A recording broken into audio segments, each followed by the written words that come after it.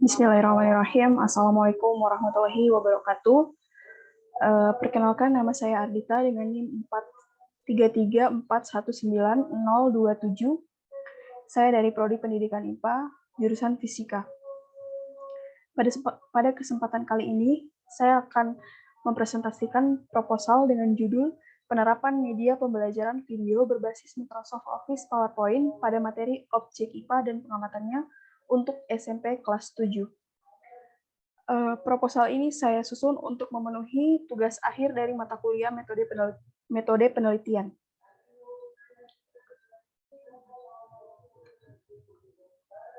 Baik, langsung saja untuk mengefisienkan waktu, saya akan mulai dari bab 1, latar belakang. Perkembangan media pendidikan telah berlangsung secara sangat cepat, dengan membentuk budaya baru secara signifikan dalam proses pembelajaran. Budaya baru ini, langsung atau tidak langsung, akan mempengaruhi siswa mengikuti proses pembelajaran. Ciri yang paling mendominasi adalah munculnya komponen budaya indrawi yang utuh meliputi melihat, mendengar, merasakan, menyentuh, dan bereksplorasi. Menurut Arsyad 2013, menyatakan bahwa media pembelajaran paling besar pengaruhnya bagi indera dan lebih dapat menjamin pemahaman. Kemudian, proses pembelajaran IPA perlu menggunakan bantuan benda-benda konkret agar peserta didik memiliki pemahaman konsep yang baik tentang keadaan alam. Pendapat ini menurut Chan 2017. Pemanfaatan benda-benda konkret tidak selalu mudah didapatkan, sehingga dibutuhkan kreativitas guru dalam mengelola media pembelajaran yang tepat dan efisien. Dalam mencapai tujuan pembelajaran IPA, media pembelajaran adalah alat untuk menginformasikan pesan sehingga dapat merangsang pikiran, perasaan, perhatian, minat, serta kemauan peserta didik dalam mencapai tujuan pembelajaran yang efektif. Ini pendapat menurut Sukiman 2012 dan Ramli 2012.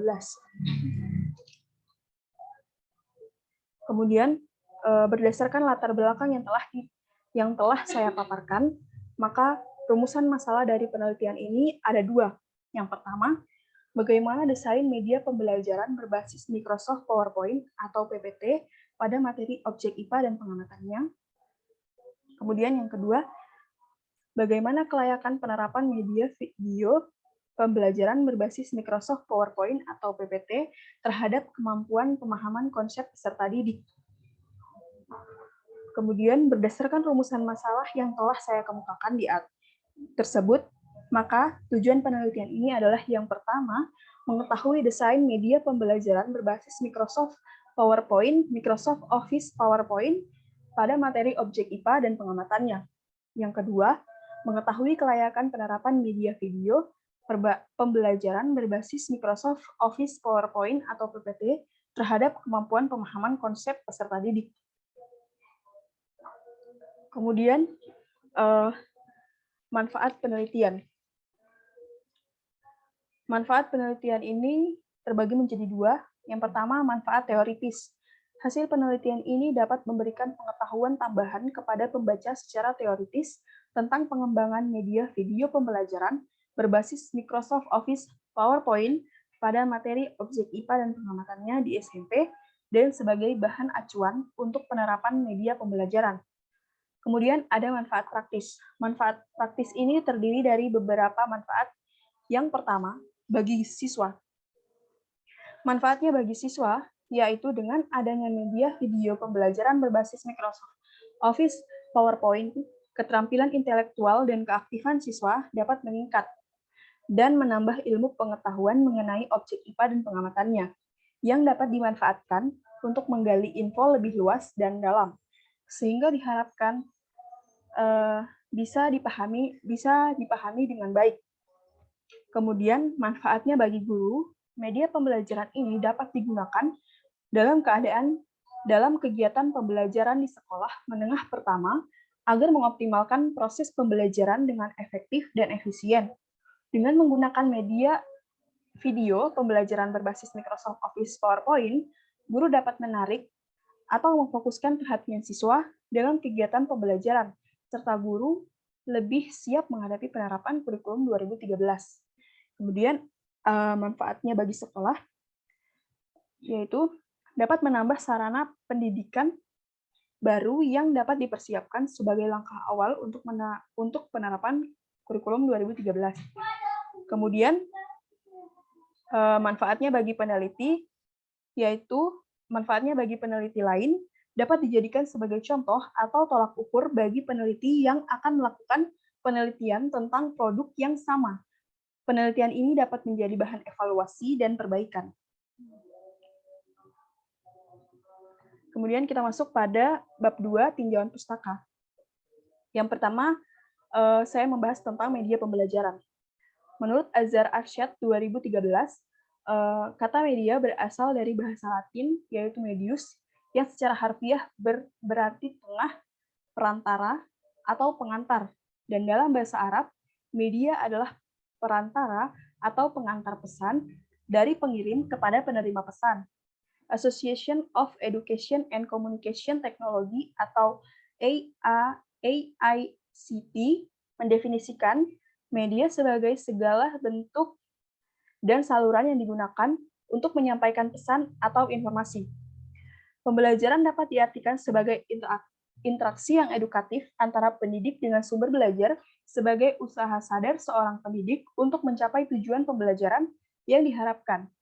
Pembelajaran secara sederhana dapat diartikan sebagai produk interaksi berkelanjutan antara pengembangan dan pengalaman hidup. Pembelajaran dalam makna kompleks adalah usaha sadar dari seorang guru untuk membelajarkan siswanya dalam rangka mencapai tujuan yang diharapkan. Ini menurut Trianto 2010. Kemudian,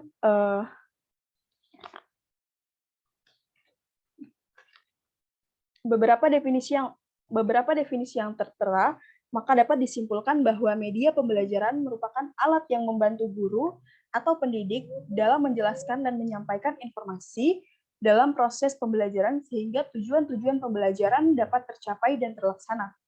Teknologi pembelajaran mempunyai peran untuk memfasilitasi pembelajaran dan meningkatkan kinerja dengan cara menciptakan, menggunakan, dan memanfaatkan serta mengelola proses dan sumber-sumber teknologi yang tepat.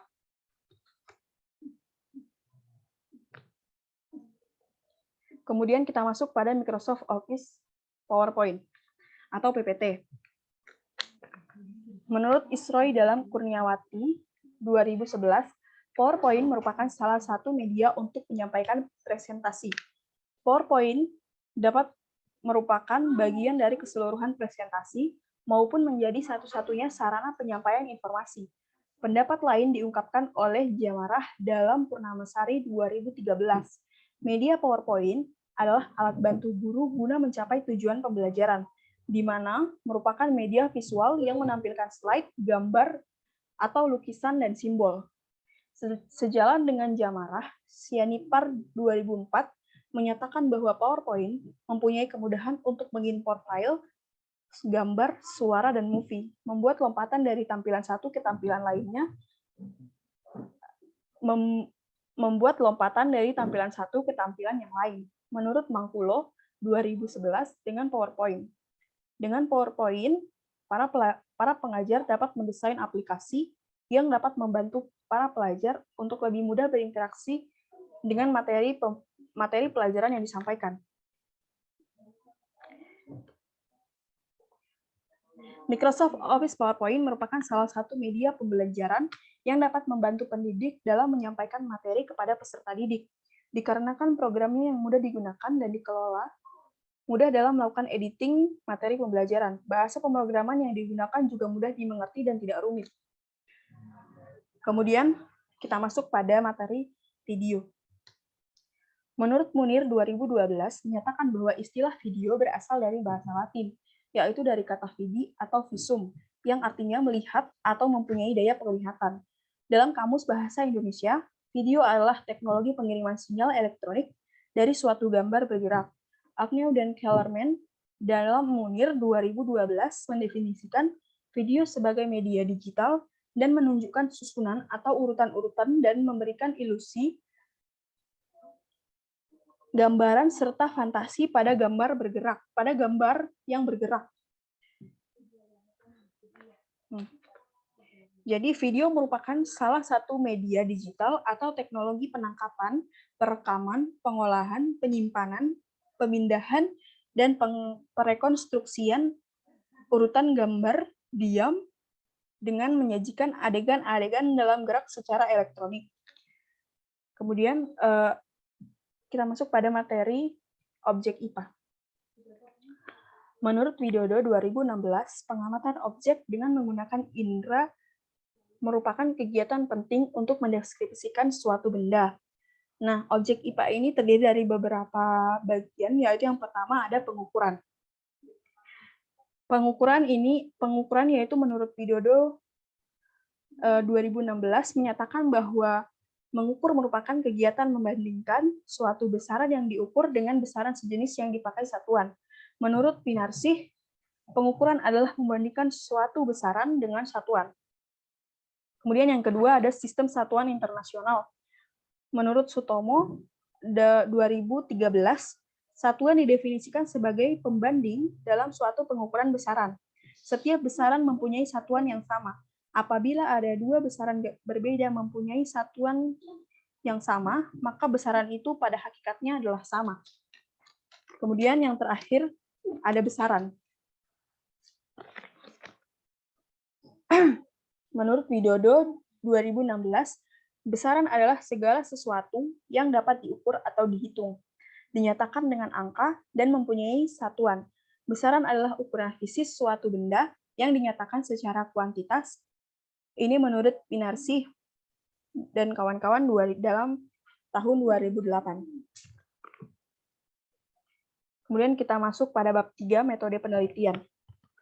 Yang pertama, lokasi dan waktu penelitian. Lokasi penelitian. Lokasi pelaksanaan penelitian ini di sekolah menengah pertama. Kemudian waktu penelitian ini dilaksanakan selama 2 bulan. Ya, kemudian subjek penelitian. Subjek penelitian adalah sumber yang dapat memberikan informasi atau permasalahan yang akan diteliti. Dalam hal ini, yang menjadi subjek yaitu guru sebagai sumber data primer dan siswa sebagai sumber data sekunder. Kemudian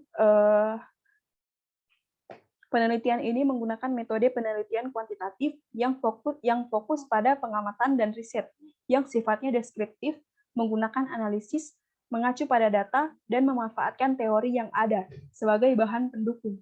Rancangan pengembangan video pembelajaran berbasis Microsoft Office PowerPoint menggunakan model Brock and Gall, model Research and Development atau R&D, versi Brock and Gall dalam pendidikan. Sesuai dengan yang dijelaskan oleh Sugiono dalam tahun 2015, terdiri dari 10 tahap, yaitu yang pertama, penelitian dan pengumpulan informasi awal, yang kedua, perencanaan, yang ketiga, pengembangan proses awal, ya, maksud saya pengembangan produk awal, kemudian yang keempat, uji coba pendahuluan, yang kelima, revisi produk awal, yang keenam, uji coba terbatas, yang ketujuh, revisi produk operasional, yang kedelapan, uji coba operasional, yang kesembilan, revisi produk akhir, dan yang terakhir, dimensiasi dan implementasi yang diadopsi dari model penelitian pengembangan oleh Borg and Gall.